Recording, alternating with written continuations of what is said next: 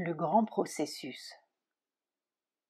Le secret d'un cercle est dans le cercle immédiatement suivant, comme le secret de la flèche est dans le but qu'elle poursuit.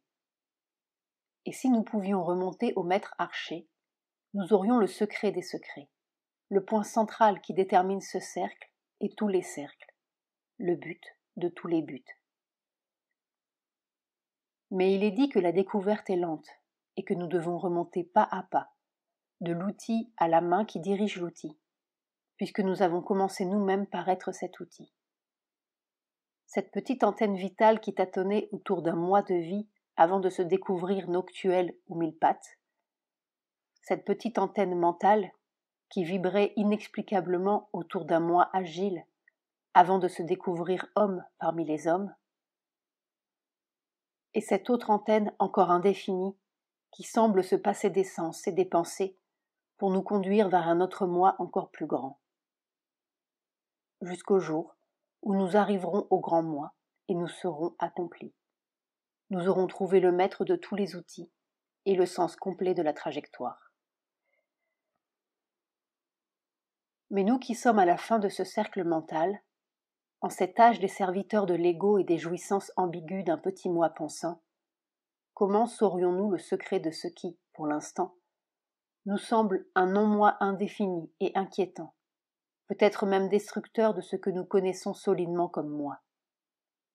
À vrai dire, le chemin se fait en marchant, comme dans la forêt.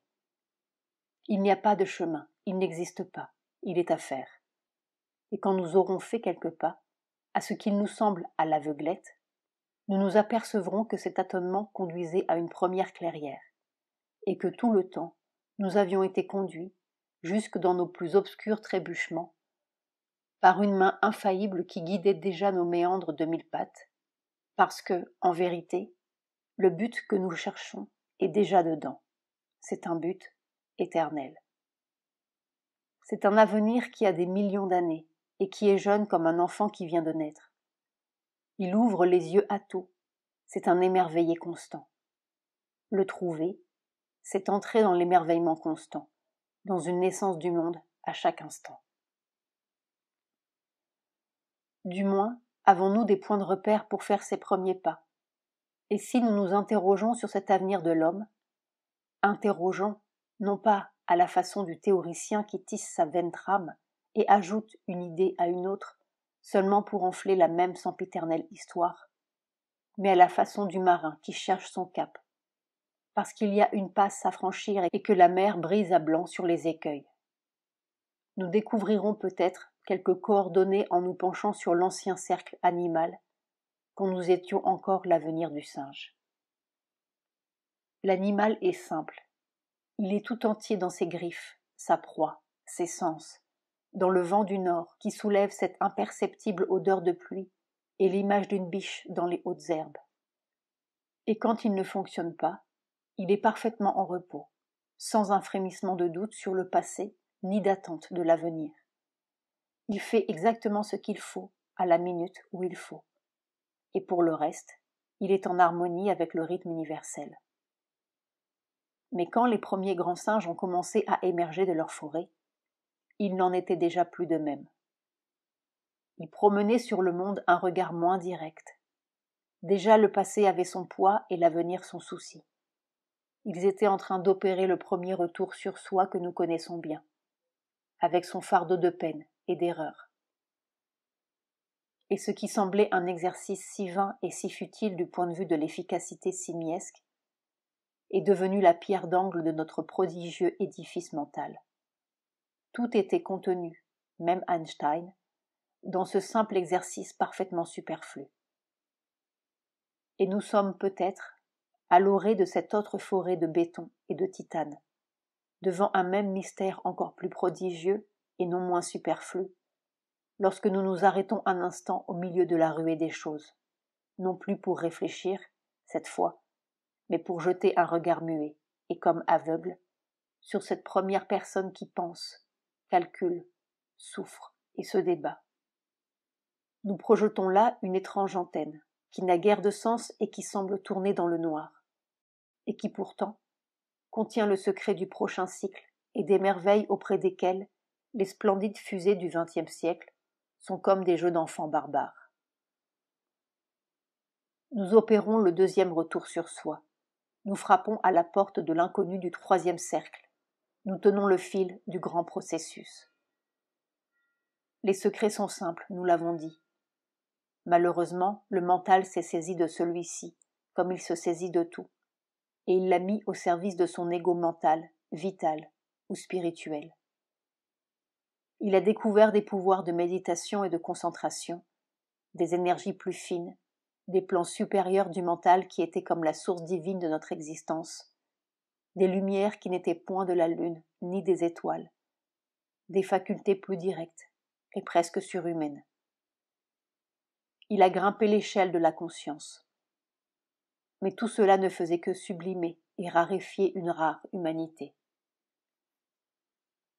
La sublimait tant, en fait, qu'il ne semblait d'autre issue à cette escalade qu'un ultime plongeon hors des dualités, dans la paix invariable des vérités éternelles. Et des âmes se sont sauvées, peut-être, tandis que la terre continuait sa ronde obscure, de plus en plus obscure. Et ce qui aurait dû être le secret de la terre est devenu le secret du ciel. Le plus affreux schisme de tous les temps s'est accompli. La plus noire des dualités s'est inscrite dans le cœur de la terre. Et ceux-là même qui auraient dû être les suprêmes unificateurs du genre humain sont devenus ses diviseurs, devenus les pères de l'athéisme, du matérialisme et de tous les ismes qui s'arrachent le monde. La terre, bafouée, n'avait d'autre ressource que de croire en elle seule et en ses propres forces. Mais là ne s'arrête pas le dommage. Il n'y a rien de plus collant que le mensonge, alors même que nous nous sommes détournés du faux chemin.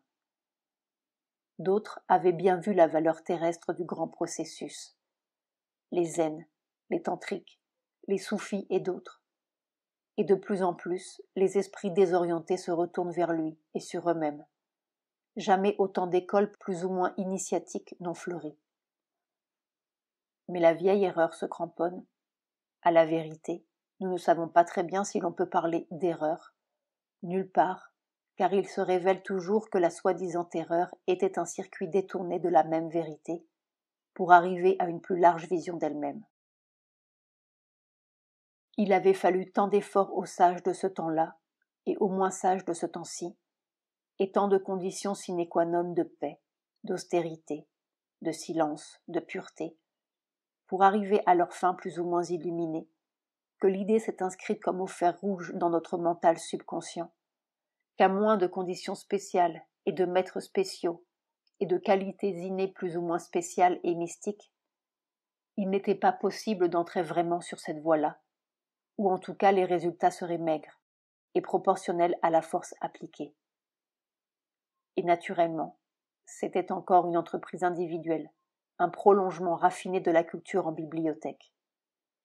Or, cette nouvelle dichotomie menace d'être plus grave que l'autre, et plus aberrante, entre la masse non rédimée et une élite éclairée, qui jongle avec des lumières, dont on peut dire tout ce que l'on veut, puisqu'il n'y a pas de microscope pour la vérifier.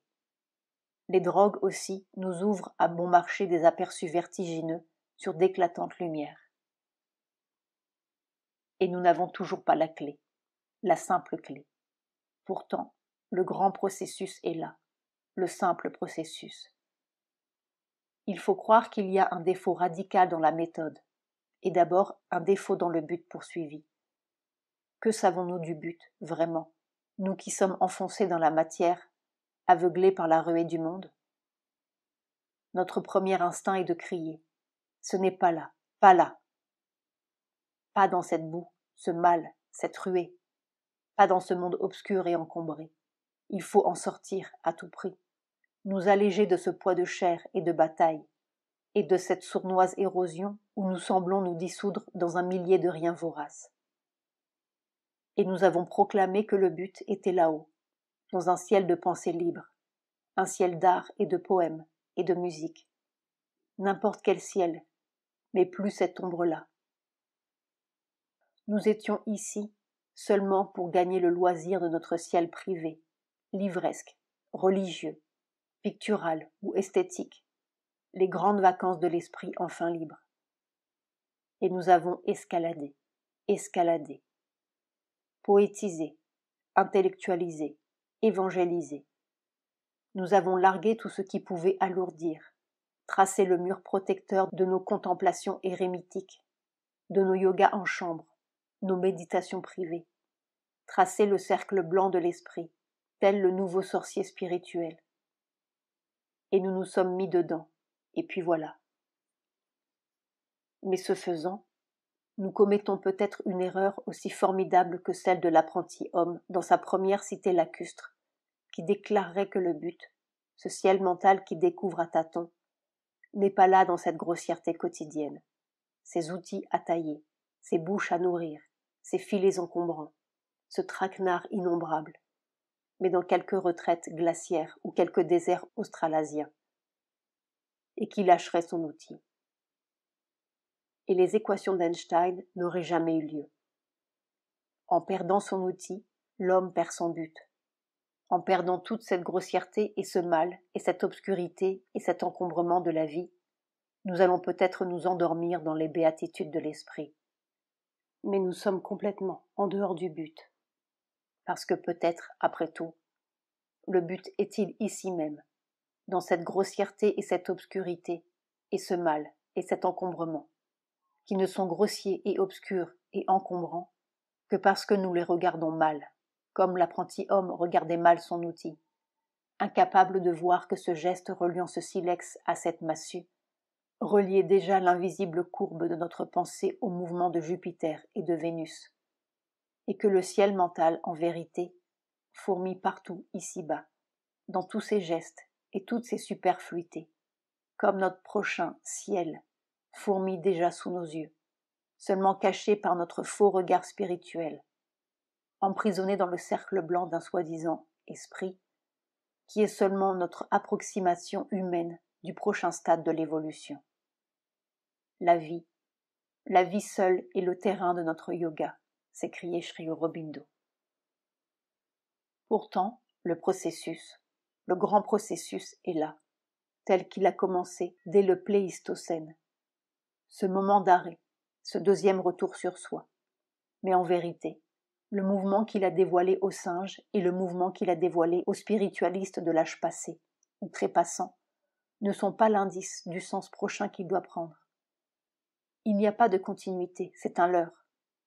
Il n'y a pas de raffinement du même mouvement, pas d'amélioration du singe ou de l'humain, pas de perfectionnement de l'outil de silex ou de l'outil mental, pas d'escalade plus poussée, de pensée plus fine, de méditation plus profonde, ni de découverte qui serait comme une glorification de l'existant, de sublimation de la vieille peau, de halo sublime autour de la vieille bête. Il y a autre chose, radicalement autre chose, un autre seuil à franchir, aussi différent d'une autre que pouvait l'être le seuil de la plante du seuil de l'animal. Une autre découverte du déjà là, qui change aussi totalement notre monde que le regard de l'homme a changé le monde de la chenille. Et pourtant, un même monde, mais sous deux regards différents.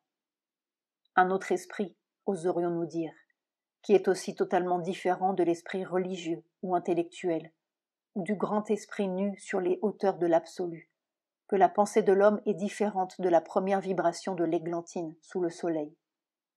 Et pourtant, un même esprit toujours, mais dans une concrétisation plus grande de lui-même, parce que le sens de l'esprit, en vérité, ne va pas de bas en haut, mais de haut en bas, et qu'il devient toujours plus dans la matière, parce qu'il est la matière même du monde, peu à peu dépouillé de nos faux regards de chenilles, et de nos faux regards d'hommes, et de nos faux regards spirituels, ou disons, peu à peu reconnu par notre vrai regard qui grandit. Ce nouveau seuil de vision, il dépend d'abord d'un moment d'arrêt dans notre mécanique visuelle, normale, mentale. Et c'est le grand processus, le deuxième retour sur soi. Mais le chemin est intégralement nouveau. C'est une vie nouvelle pour la Terre, une autre découverte à faire. Et moins nous serons encombrés par les sagesses du passé, les ascensions du passé, les illuminations du passé, les disciplines et les vertus, et tout le tintamarre chamarré des vieilles saintetés de l'esprit, plus nous serons libres, d'essayer pour faire la découverte, et plus le chemin jaillira sous nos pas, comme par enchantement, comme s'il jaillissait même de cette désaération complète. Ce surhomme, dont nous avons dit qu'il était le prochain but de l'évolution, ne sera donc d'aucune façon un paroxysme de l'humain, une hypertrophie dorée de la capacité mentale. Et il ne sera pas non plus un paroxysme spirituel, une sorte de demi-dieu dans une gloire de lumière, roulant une immense conscience, cosmique naturellement, sillonnée d'éclairs et de phénomènes fabuleux, et d'expériences qui feraient pâlir le pauvre commun des attardés de l'évolution. Et c'est vrai, l'un et l'autre sont possibles, l'un et l'autre existent. Il y a des expériences fabuleuses. Il y a des capacités surhumaines qui feraient pâlir le brave homme. Ce n'est pas un mythe, c'est un fait. Mais la vérité est simple, comme toujours. La difficulté n'est pas de découvrir la voie nouvelle, elle est de nettoyer ce qui bouche la vue. La voie est nouvelle, toute nouvelle. Elle n'a jamais été vue par les humains, jamais foulée par les athlètes de l'esprit. Et pourtant, chaque jour foulée par 1 million d'hommes ordinaires qui ne savent pas le trésor qu'ils touchent.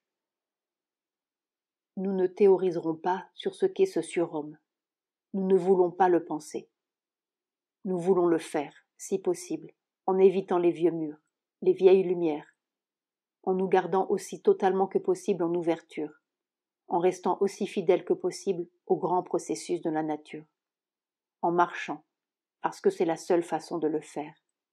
Salvitur ambulando. Et même si nous n'allons pas très loin, peut-être d'aventure, déboucherons-nous sur une première clairière qui ensoleillera nos cœurs, et nos âmes, et nos corps. Parce que tout se tient, et tout est sauvé ensemble, ou rien. Puis d'autres viendront, qui passeront à une deuxième clairière.